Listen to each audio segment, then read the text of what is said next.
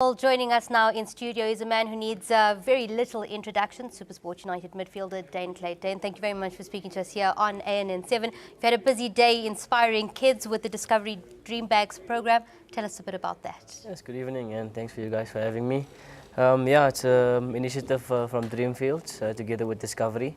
I think it's an awesome initiative. You know, they handed out six playing kits to 6 schools. You know, and you can see the excitement on the kids' faces. You know, playing in a structured environment in a good field with kit and boots and everything. So it was an awesome day, and I'm glad to be part of it. You would know firsthand what the power is of football to bring people together and just make a better life. Is that obviously what these kids are looking for? Yeah, absolutely. I think any form of motivation for the kids at a young age, you know, if we talk about grassroots, starting at grassroots, you know, and that was what it was about today. I think with the kids and everything, for the kids, I think they were so excited, they were so motivated, and I won't be surprised if 2 or 3 has really been touched today and come on and make it in life one day and become something very, very useful for the country one day, whether it be football, whether it be in school, whether it be in studies. It must be such a massive thing for them to be able to see, you know, a professional player up close and personal, able to get some advice for them. Their eyes must have lit up. Yeah, you know, I got there and I could see the excitement, you know, and it was nice for them because at one stage I was also there in my career where I got excited 1995 when Clive Barker came down for coaching clinics and those type of things motivates one. You know, not only that you take away football stuff, it motivates you as a person, you know, and my message to them was just to really take school seriously, because first and foremost I think school is the foundation for anything. You learn the basics of life, and I think my message to them was, in this environment that I am today, a lot of the things that I'm discovering is the stuff that I've learned through school as well. So in tactically and things like at video sessions and the amount of English that is used from coaches, you know, you need to be on par with that, you know. So my advice to them was to take school really seriously, and hopefully it will set them up in life. Are you back in full training? Yeah, look, I've started, I'm still working with a fitness trainer, Craig, on the side, you know, but I'm looking very good. I'm getting my sharpness back. So it's probably about a week or so away from getting back on the pitch, you know. The guys can't wait to have me back, you know, which is always a big motivation for me, and I can't wait to get back and help the team, you know, finish as high as possible in the league table. Obviously, it's just over a month that you've joined SuperSport United. What is the team like, the makeup, the coaching staff? What sets you apart from other teams that you've played for? I think coming back to SuperSport was always my plan. You know, when I left SuperSport in 2010, you know, the plan was always to come back. And now that I'm back, I'm very excited. You know, the club has accepted me with open arms once again, and I'm looking forward to helping the club achieve a lot of success in the future. You know, what we're doing currently is the coach is building for next season, basically. The squad looks really exciting, you know, players like Matabula, Tusopala, the squad look really exciting, Clayton Daniels, you know, some good players. We've got a good squad of players, and I'm really looking forward to next season. You know, Gordon took over. I think it was a little into the season, and the club wasn't doing that well at that point in time. You know, and from where they were and where they are now, it's just very exciting, and I'm really looking forward to next season to competing for the league title. What kind of a coach is Gordon Niggerson, and how has he helped you through this injury process, and obviously just to keep that motivation up into joining the team again? Yeah, the coach has been very supportive. You know, he trusts his medical team. You know, that's always a good sign. You know, the day I got there, you know, he told me that, look, the medical team will look after me and they will advise him accordingly when I'll be ready. So I've been in constant contact with our physio, Rabafana, and obviously Craig as well, our fitness trainer.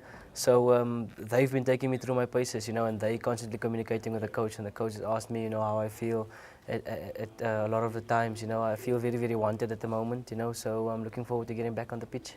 One of the only players to have won 5 consecutive titles in a row. Who would you say is a coach or a mentor or a person who has inspired your career the most? Look, there's a lot of coaches, you know, starting from my development days up until this day, you know, with Gordon as well. You know, I'm learning a lot. You know, I'm not playing, but I'm part of the team, and I feel a part of the team. But there's so many coaches, you know. When I started off at Supersport, Pitso Mosimane was the one, you know, who took me in at Supersport and gave him a chance in the professional ranks. You know, Gavin Hunt came in, made me win 3 league titles with him. I was one of the main players in his team. He built his team around me. You know, then I went to Pirates with Ruud Krol being there, Roger de Sá coming in Champions League final. So, you know. It was a collective effort, you know. They say football is a team sport, and I'd like to attribute to all the coaches that have worked with me for my success that I've achieved. Now that you mentioned the academy, there's always been criticism on South Africa's development structures, but SuperSport United has always been one of the clubs that has focused on club development or youth development and seen players through into senior level. Is that why it's been so successful? Absolutely. I think SuperSport has been one of the custodians of development in this country. You know, when I was there, we look at Kermit Erasmus, Kamogelo Makocho. You know, these are players that have gone on and made a big name for themselves. You know, and a lot of the academy players from SuperSport United that I was with, you know, that was younger than me, you know, was making their name in the PSL at this point in time. They've always been part of the junior national teams, and today a player I played with, Ricardo Katsa, is also at SuperSport's academy running the under-17 team. Gaetano Tembo, I also played with him. He was with the Diski team now at the moment. So yeah, SuperSport prides themselves on promoting youngsters. Today, as we speak, this morning the coach announced that one of the players from that Diski team has joined the first team for training, to have a better look at him. You know, so the opportunities at SuperSport is endless for development players. Talking about opportunities, when you moved over, you said you obviously looking for life after your playing career, and coaching is a big possibility. Obviously, that's massive. I mean, we don't allow enough of our ex-players to coach South African teams. Yeah, I think that's the one area probably our country lacks a little bit, you know, in terms of the people that's running our football. I think, you know, if we have football people running football, we probably talk a different story, you know, and hopefully one day that will happen, you know, the likes of Benny McCarthy, Quinton Fortune, guys that have gone on and played Champions League and a higher level, you know, these are the type of people that we need in our football to run our football. Also, you know, you look at UEFA, Michel Platini, he was a player back in the day, Franz Beckenbauer was a player back in the day running German football, and look, Germany is winning the World Cup. So if you can go that route, you know, and hopefully, you know, all of us that has been successful and has been part of this game can one day go on and help improve the country's fortunes in football, especially the national team in terms of World Cups and tournaments. Dan, what would you still like to achieve? Look, my main objective at the moment is obviously short-term wise is to help SuperSport achieve as much as possible. I've just set myself up now for life after football, sustaining myself and my family's lifestyle. And obviously, I think a big part of me wants to get a degree. You know, I'm on the verge of registering for LLB. It's a law degree. Wow. So hopefully, you know, it's while I'm still relevant, I'd like to set myself up for life after football. I think that's one of my biggest dreams at this point in time, is to be successful beyond football. Obviously, a big match this weekend, the Soweto Derby. You know what it's like to play in a Soweto Derby. Massive, massive tension, of course, for Kaizer Chiefs, who are hoping to keep that lead at the top.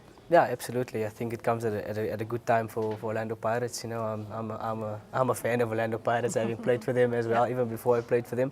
So yeah, I think it comes at a good time for Orlando Pirates. I think they don't have the amount of pressure the Chiefs is going to have going into this derby. You know, they can just be free and just play their normal game. And yeah, my money is on Pirates for this one, you know, as always. Daine Klate, thank you very much for speaking to us. We wish you all the best for your career. You can only do great things for this country. Thank you so much. Appreciate it.